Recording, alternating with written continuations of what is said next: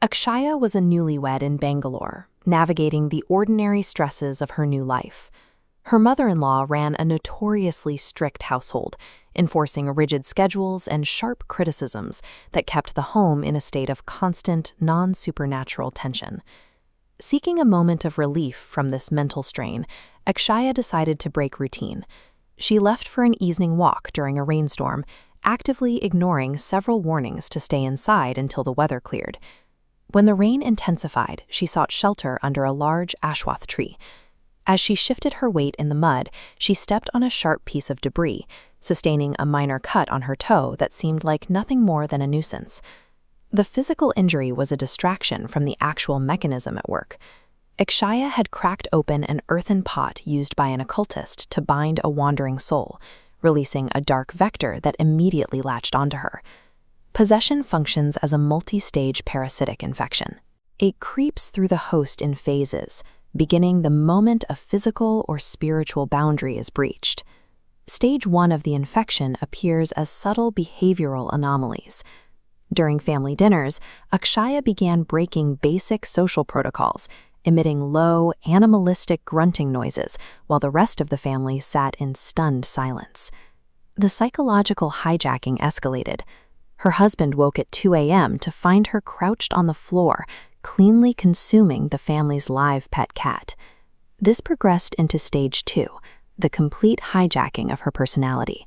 Akshaya's previous fear of her mother-in-law vanished, replaced by a deep, multivocal snarl and a sudden barrage of violent death threats. She then developed a sudden, aggressive romantic obsession with Aravind, a 20-year-old neighbor. This behavior stood in total opposition to her established moral character, marking a complete overwrite of her baseline self. A second, distinct identity has seized control of the biological vehicle, using it to fulfill the specific, earthly desires it lost when its own life ended. Stage 3 is physical deterioration.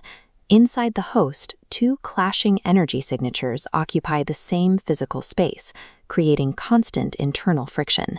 This friction manifests as self-destructive spasms. At dinner, a nervous system spike caused Akshaya to violently stab her hand with a fork. The human frame began to break under the weight of the intruder. Akshaya suffered from regular bouts of vomiting green bile, the appearance of whip-like lacerations across her skin, and repeated nocturnal respiratory failure. The physical breakdown culminated in a catastrophic public episode. Akshaya stood outside the neighbor's house screaming for hours before collapsing in the street and vomiting a massive volume of blood. A singular human body cannot sustain the presence of two souls. The energetic friction destroys the host from the inside out, leading toward a total systemic collapse. The family eventually sought a specialized pandit in Mangalore. He skipped standard medical questions and moved straight to a tactile diagnosis, identifying the entity through a single, heavy touch to Akshaya's head. The priest's interrogation revealed the entity as Shilta, a 19-year-old who died in a road accident. She had targeted Akshaya's body to reclaim her youth and pursue the romantic life she felt she was owed. The ritual required a precise geometric layout. This top-down view shows the fire pit and protective mandala, where Akshaya was bound. As mantras peaked, her body thrashed. The entity was ripped from her system and funneled into a metal vessel, which was sealed. The process is a high-risk surgical extraction, a forceful removal of an intelligent, resisting parasite from a compromised system. Physically, the extraction worked. Akshaya returned to her normal state, and the vessel containing the spirit was buried deep within a graveyard to prevent another breach. However, the social resolution was far more grim. Her husband and in-laws, scarred by the violence they had witnessed, refused to allow Akshaya back into their home. The marriage ended in a finalized divorce. Akshaya was sent away to live the rest of her life in quiet isolation with her parents. Successfully defeating the entity does not reverse the collateral damage.